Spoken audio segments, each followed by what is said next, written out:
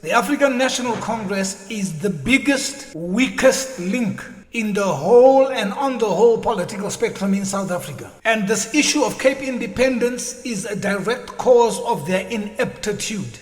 If this government and the ANC do not fix the issue of national identity and do away with race classification that still separates blacks and colored/Indians, then there are serious repercussions for this obstinate behavior from a regime that has disappointed us in so many ways.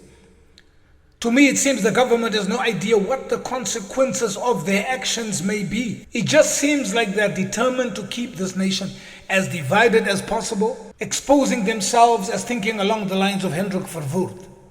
Now let me help them regarding these repercussions, and I'm speaking within the context of the growing calls for the Cape to be independent. The Western Cape is a prime example of how horribly wrong the regime treats people who have a gripe, no matter how legitimate it may be, whether perception or real. Down there, the colored people of the area have been marginalized heavily despite many efforts. They may form a certain percentage of the national population, but when it comes to opportunities, job openings and tenders, they do not get anywhere close to that percentage. This has of course led to discontent and unhappiness, the type which saw the ANC lose the Western Cape a few years ago. Did they learn from all this, you ask yourself? It seems not. The African National Congress once ruled that province with the capable Premier Ibrahim Rasool, but an ANC member called Mcebisi Skwatsha then decided to galvanize what he called fellow black Africans within the ANC, which were actually just the Nguni/Bantu people, as he felt the ANC needed what he called an African leader. This is despite the majority of the province population being colored and in Skwatsha's eyes not qualifying to be either black nor African, which is quite strange because if the colored people's progenitors were the Khoisan, the original African, how on earth can they not be African? But I digress.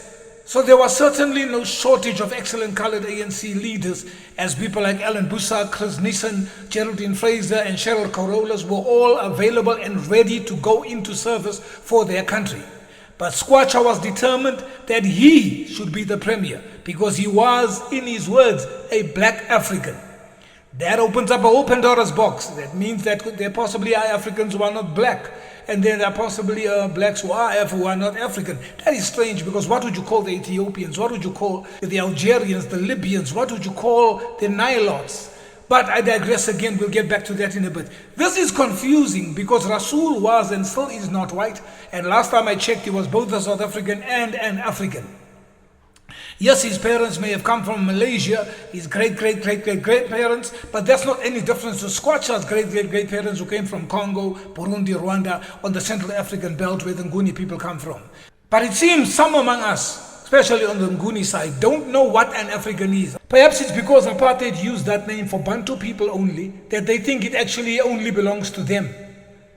You can see how they call citizens of other African states foreigners as opposed to Africans, because in their mindset apartheid told them that Africans are Bantus from South Africa. That is why the colored people deserted the African National Congress in 1999, and they were right to do so, and you can quote me on that. They were the ones who were instrumental in forming the UDF and invited all races of leaders to Mitchell's Plain as they saw the struggle against apartheid as a national issue. They never kept the UDF to themselves. They invited all black leadership, Murphy Morobe, Albertina Sisulu. They were all there, Oscar Mpeta, because it was a national struggle against apartheid, not a colored or a Bantu struggle. But now that the so-called freedom is here, the African National Congress has ridiculed the same colored people and insists that it will not be changing its race classification laws, meaning they will stay at the bottom end of any opportunities that come.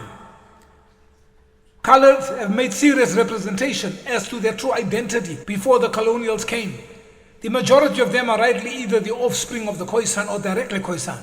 They want their identity back, but this government refuses to let them have it because the United Nations has already identified them and accepted them as being the first peoples of this region. Naturally, the ANC seems unwilling to concede this and has begun approaching some puppet Khoisan people whom it has made leaders, those whom it hopes to control by giving them money which could have been used in other areas. By giving them money which could have been used in other areas, this has a consequence, led to the Cape staying under DA control.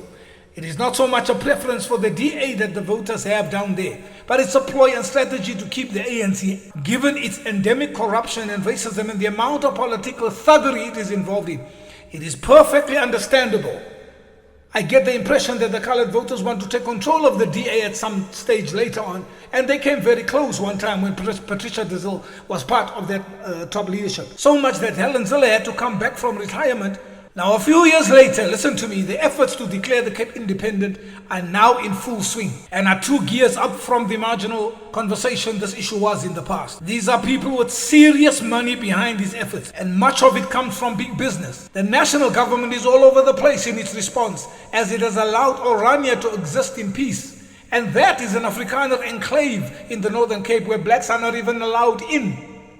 How would they then be able to deny the Western Cape from becoming independent, given that it has the first people as a population, or the descendants of the first people, and they far outnumber those of Orania, and they have legitimate race classification problems with this national government, which is acting both deaf and dumb at the same time?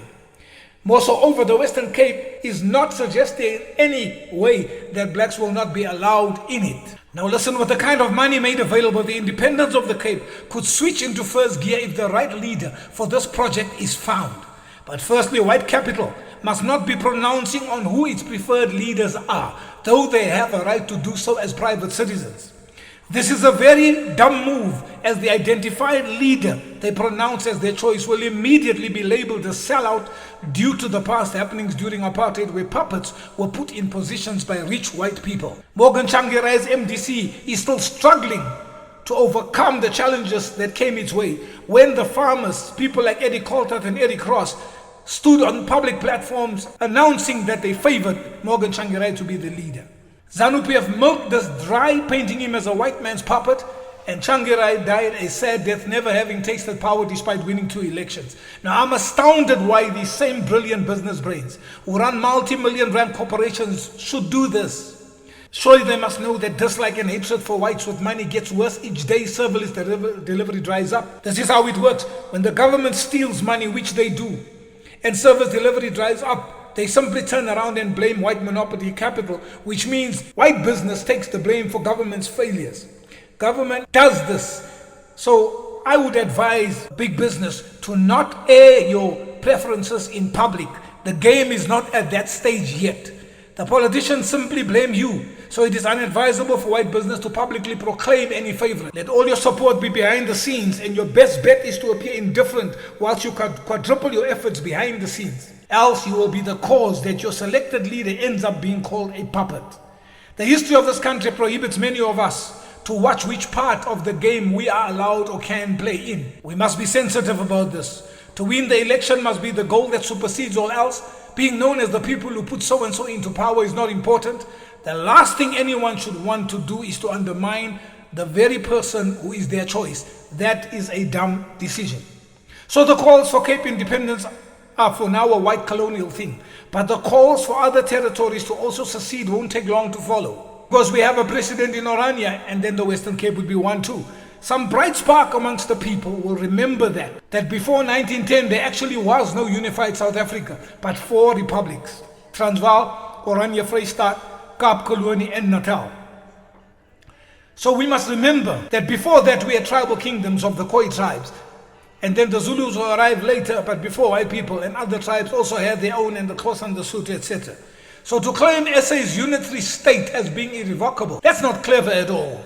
There was no unified South Africa before 1910. Who's to say there won't be another divided one?